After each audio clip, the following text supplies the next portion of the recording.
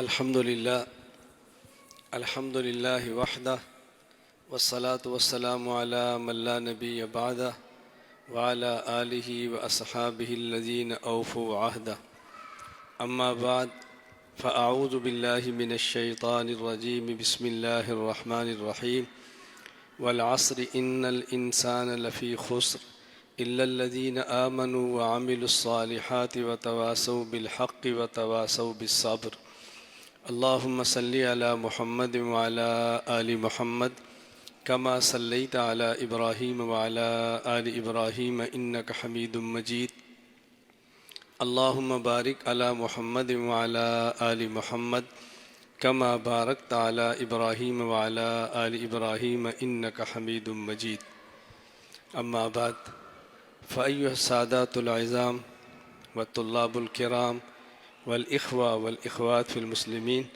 السلام عليكم ورحمة الله وبركاته. الآن رأيت الذي سمعت كنت طفلا.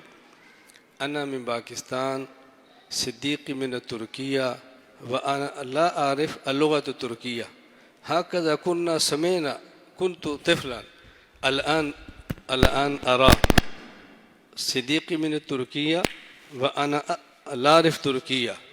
إن يريد أن نتكلم في اللغة التركية ولا أستطيع، فلهذا نتكلم قليلا في اللغة العربية والشيخ ويترجم إن شاء الله. بسم الله الرحمن الرحيم. Elhamdülillah ve salatu ve selamu ala Resulillah. Aziz kardeşlerim, ilk önce hocamızın mensubu olduğu o ilim diyarı ile alakalı kısaca bilgi verilmesinde fayda vardır. Elhamdülillah ki Diobend uleması denince ehl-i sünnetin önemli ilim merkezlerinden bir tanesi geliyor. Şam bu merkezlerden bir tanesiydi. Kahire yine öyle. Ama Diobend'in başka bir yeri vardır. Hindistan'da ilim şehri, alimlerin, ulemanın çokça bulunduğu mühim bir merkez. Hocamız da affedersiniz. Hocamız da ilmi kelam alanında gerçekten dünyada parmakla gösterilen müstesna şahsiyetlerden bir tanesi. Meclisimizi teşrif ettiler. Huzurlarınızda kendilerine teşekkür etmek istiyorum. Ama sevindiren bir tarafı vardır. Şöyle söyleyeyim. Biraz evvel Hatip el-Mücir hocamız kürsüye çıktı. Ve sizlere bir konuşma gerçekleştirdi. Ve yanında Kamil Çölmek kardeşimiz tercüman olarak bulundu. Vaktin darlığından dolayı aslında mühim bir konuşma vardı. Yine fırsat bulursak bunu inşallah kürsüye taşıyacağız. Ama özetlemek istiyorum değerli kardeşlerim. Şu anda Diobendler İstanbul'a taşınıyor. Diobendler, Şamlar, Kahireler artık İstanbul'a taşınıyor. İstanbul bundan böyle ilim, irfan şehri olmaya eskisi gibi elhamdülillah evet bu manzarayı İstanbul'da görmeye başladık. Bundan sonra daha fazla göreceğimize inanıyorum. Değerli kardeşlerim, bünyemizde Mahad Darul Funun Devli, Arapçası, Türkçesi Uluslararası Darul Funun Medresesi var. Hocalarımız, biraz evvel çıkan hocamız da Nadir Ebu Ömer hocamızın riyasetinde, onun idaresinde, bizim himayemizde çok önemli bir ilmi faaliyet icra ediyorlar. Biraz evvel gelen kardeşimiz aslında Belçikalı. Aslen Türkiye'li, doğma büyüme, annesi babası da ailesi de oradan. Dünyanın her yerinden, Amerika ve Avrupa başta olmak üzere, evet uzak doğudan, Malezya'dan, Endonezya'dan, Dünyanın dört bir tarafından kardeşlerimize hamdolsun bağrımızda onlara ilmin en zirve tadını, lezzetini hissettirmeye gayret ediyoruz. Dünyanın en önemli alimlerinden bir tanesi de aslında biraz evvel kürsüyü teşrif eden hocalarımızdan Muhammed Hatip el-Mücir hocamızdı. Yanında Ebu Ömer hocalarımız ve sair hocalarımız çok kıymetli bir ilmi faaliyet icra ediyorlar. Bunu burada böyle kısa kelimelerle izah etmek mümkün değil. Ama inşallah fırsat bulursak yine bunu anlatmaya devam edeceğiz. Şimdi hocamızın konuşmalarına devam edeceğiz. Önce sizlere selam verdi. Allah'ın ismiyle başladı. Hanım kardeşlerimize, hafızlarımıza, talebelerimize, siz değerli kardeşlerimize ve hocalarımıza ayrı ayrı hürmetlerini ifade ettiler. أحكام الشرع التقسيم الأساسي على ثلاثة أنواع. النوع الأول العقائد، والنوع الثاني المسائل التي تتعلق بظاهر الجسد، والنوع الثالث المسائل التي تتعلق بباطن الجسد. Kardeşlerim, insanın ihtiyaçları kısım kısımdır. Bedenle alakalı ihtiyaçlar var. Ruhla alakalı ihtiyaçlar var. Biz bu ihtiyaçların hiçbirisini göz ardı edemeyiz. أما العقائد هو أس الإسلام. قال الشاعر إن العقائد كلها أس لإسلام الفتى إن ذا أمر واحد بينهن فقد غوى. Hocamız İslam'ın en temel esası olan, tabiatıyla kendi alanı da olan, aynı zamanda ilmi kelamın önemine, ehemmiyetine işaret ediyor.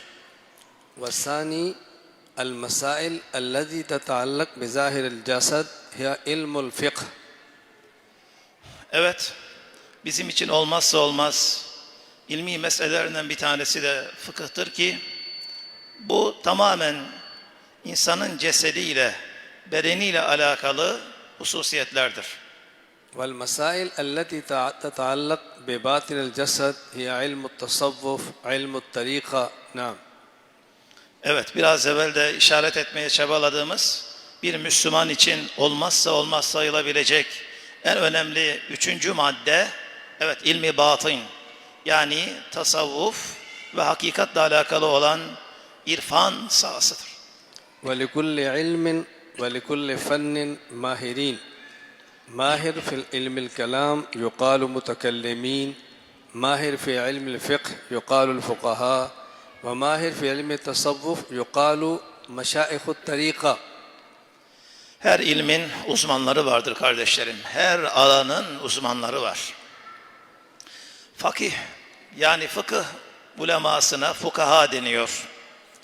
Tasavvuf erbabına mutasavvifin denir. İlmi kelam, yani akaidle alakalı mevzularda mahir ve uzman olanlara ise hocamız gibi mütekellimin deniyor. كما أنتم ترون في الخارج بعض الدكتور والأطباء هم أطباء الأمراض الجسد وبعضهم أطباء أمراض القلب. Evet.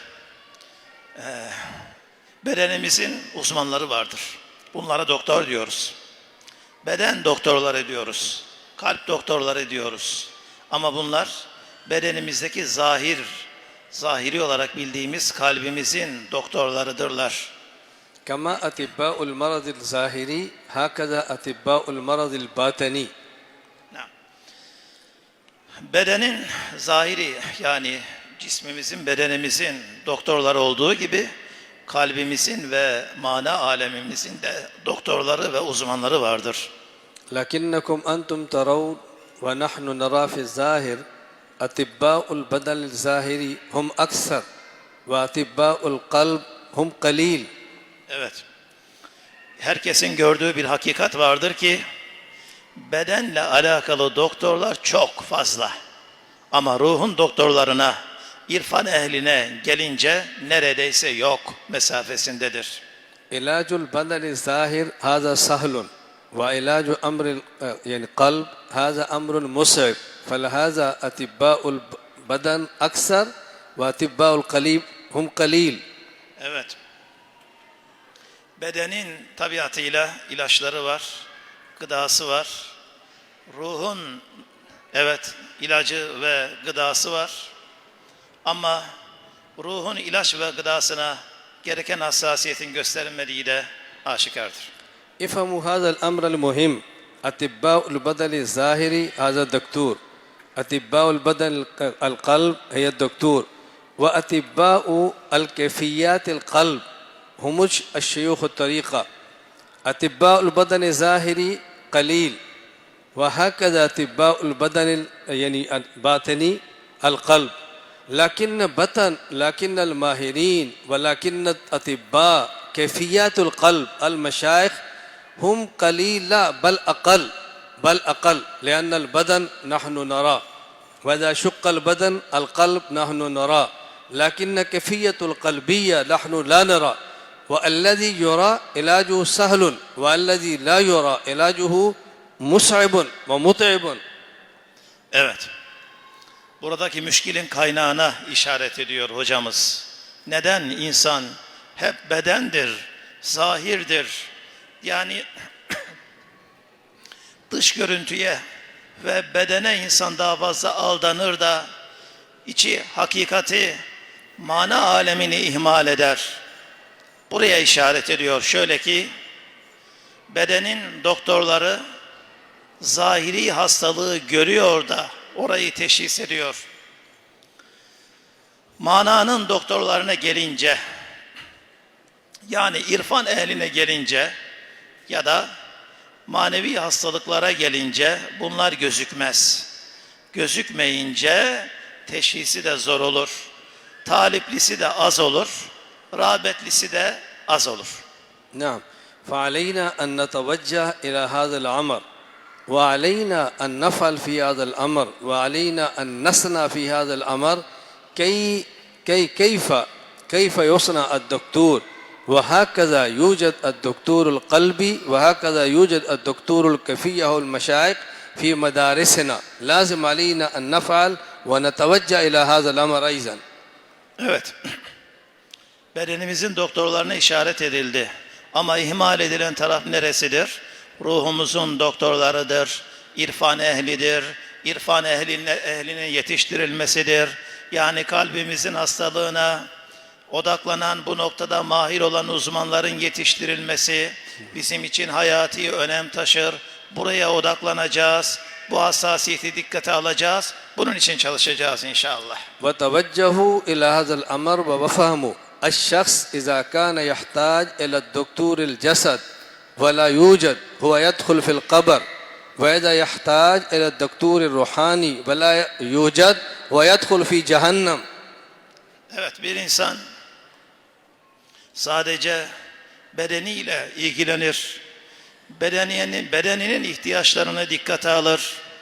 Bedeninin hastalıklarını dikkate alır da onun ötesinde asıl insan olan ruhun hastalıklarına odaklanmaz, ruhu ihmal ederse bu adamın nihai olarak varacağı yer cehennemden gayri bir yer değildir. فلهذا اللهم ندعو الله سبحانه وتعالى ونتوجه إلى سبحانه وتعالى وندعو للمشايخ الله سبحانه وتعالى يحيينا فينا كي هم يحيوا ويربينا ونحن نتربى وندخل إلى الجنة. Evet. Onun için Cenab-ı Rabbil Alemin aramızda kalp uzmanlarının, manevi ruh uzmanlarının, irfan ehlinin yetiştirilmesini bizlere aslında farz kılmıştır. Zira bizler bu mübarek insanların himayesinde manevi olarak gelişecek, yetişecek ve hastalıklarımızdan kurtulacak ve nihai olarak hakikat erbabı arasına gireceğiz.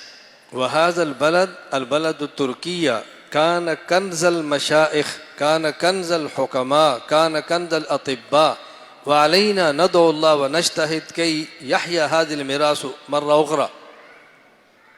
İstanbul'umuz çok mübarek, dünyanın alimlerinin, irfan ehlinin geldiği, ziyaret ettiği ortak merkezlerden bir tanesi.